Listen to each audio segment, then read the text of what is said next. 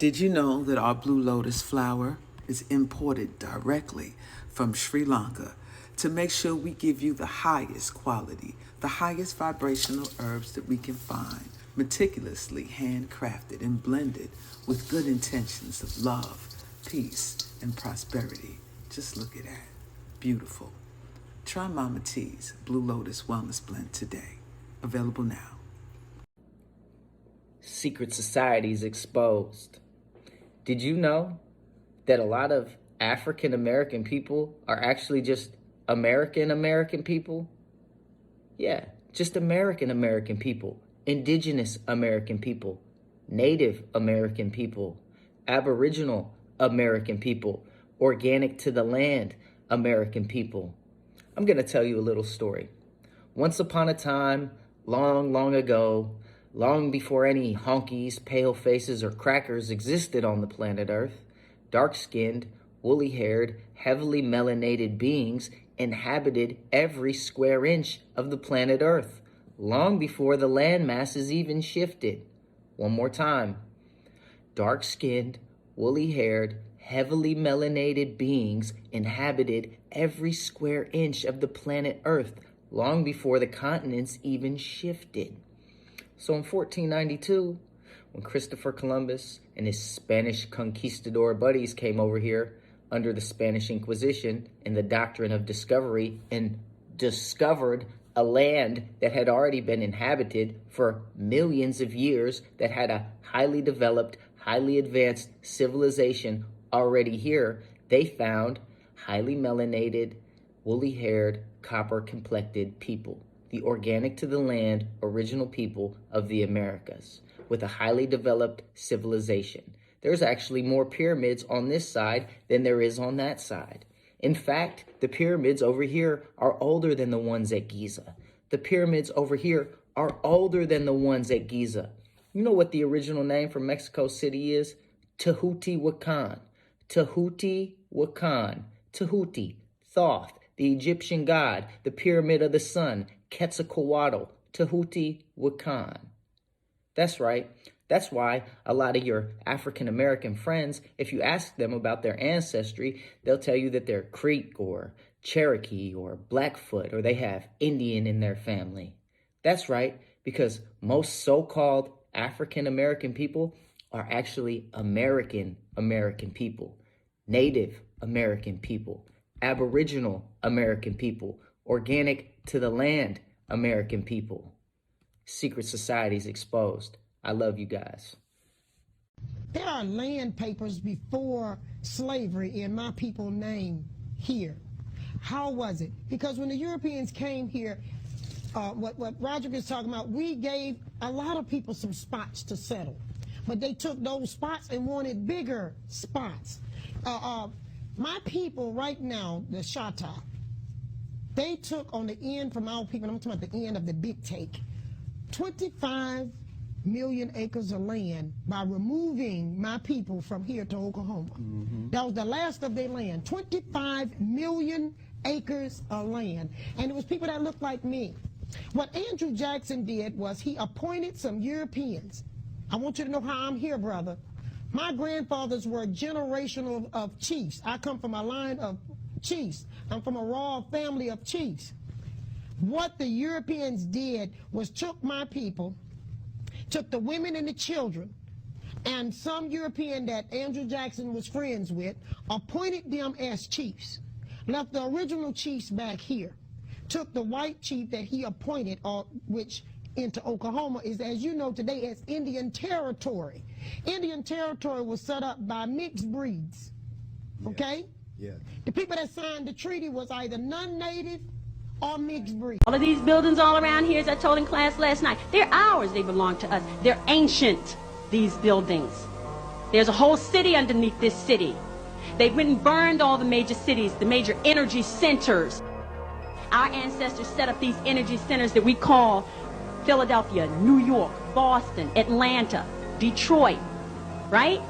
Chicago, Miami, Los Angeles. They are energy centers. They're not where they are in huge, large cities just because of some coincidence. There's energy and power in these places. London, Rio de Janeiro, There's a mystery that shrouds us in our ancient past. Do we really know what happened and where these beautiful, intricate buildings with detailed sculpture, structure, even laser-like printed designs all over the world, still in existence today, now hijacked by religious temples and organizations? But in fact, were they energy centers, healing centers, where we had free energy? We would be able to walk into these structures and feel the resonance and frequency and the vibration that can heal us, not only on a spiritual level, but physically as well. Let's hear what the Book of Johnson has to say. What if I tell you that the version of history that you're getting is a complete lie? What if I were to tell you that in the late 1800s to the early 1900s, it was common to find what you would now call mixed couples on this land? See, they want you to believe that these are pictures of slaves, but as I've shown you, there's entire family portraits made up of what they want you to believe is an African American, which is an indigenous person, mixed with what they want you to believe is a European, which is just a lighter skinned version due to the positioning of where they came from near the equator. It is easy to see the family resemblance in the pictures. So when they tell you that there was a race war that was to free the slaves, they gave you a Hollywood version of history because you were lied about who actually won. See, during this time, there was a great, what they wanted to call cleansing, an ethnic cleansing, the ending of the freedom of being considered equal, the removing of ethnic treatment. See, they want to call it a cleansing, but we like to call it genocide, right? That's what my family calls it, right? To be clear, it was the Native Americans versus the indigenous, with the aid of the corporation. And so once the cleansing of the land began and they started wiping out everybody from one coast to the next, there was a need for a surplus of children to officially rewrite the history, and there needed to be devices that would make it possible. The orphan trains was the redistribution of the children of the ones that believed that we were all the same. These are the children of the people that wanted us free. And as you can see, it's not restricted to one specific group. That's for a reason.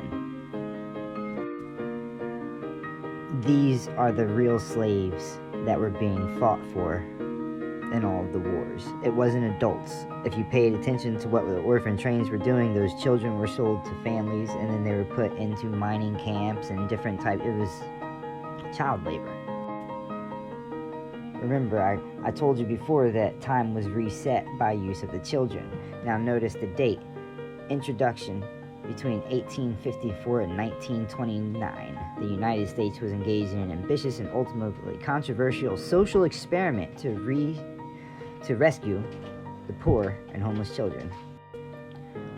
That's what they tell you, right? But we know the truth of the matter is the fact that this was the redistribution, and that this is how they gained control of everything, because as they wiped everything out, they got to spread out to the lands that they had conquered. So they just went around and knocked off everybody that was in the way of the way that they wanted it to be.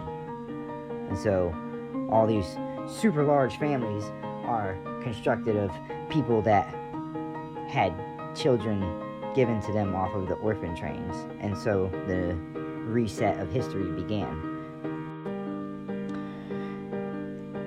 Remember, it's a social experiment and an ethnic cleansing. So, black and white was born, and the programming began. They rewrote the history and made sure that every house in America had the thing needed to program an entire rewrite of the truth into the minds of the youth, so that there would be compliance.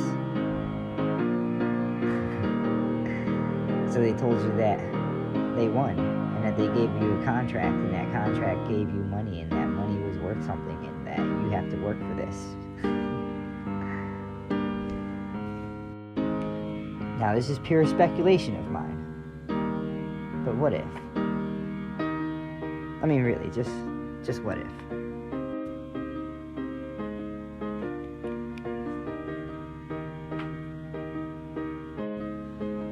Remember, I told you that the Moroccan Peace Treaty is what founded the Corporation of the Americas.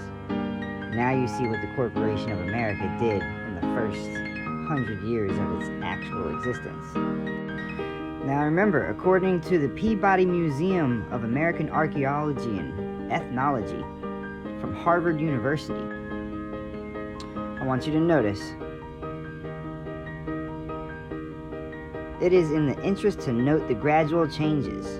Listen, a Moorish king in the same inventory of 1596. It is an interest to note the gradual changes that occur in the wording of the subsequent periodical official registration of this Moorish hat in 1613. Its description was faithfully reproduced. In 1621, the word Indian was substituted for Moorish.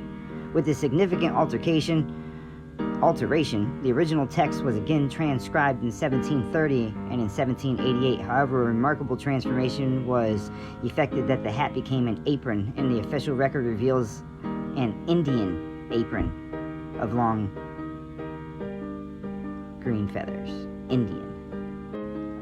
Now, you see, what were deemed the Moorish people were what are also deemed the Indian people, you know, the mound builders, the ones that they also call Mississippians and St. Louisians and things of this nature, right?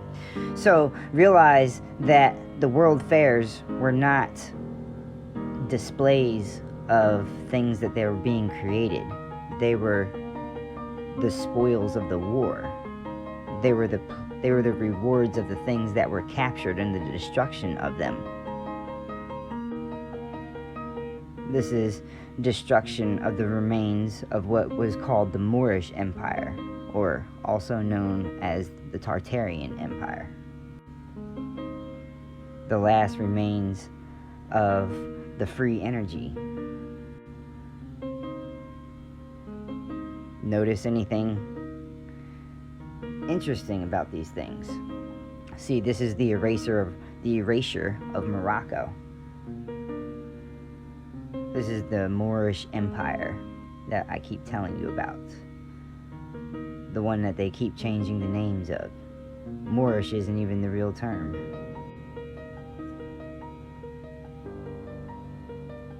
See, everything used to be amazing here.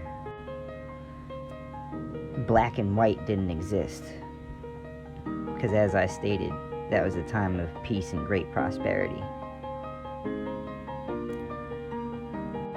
Where people believed in the spirit, not the flesh.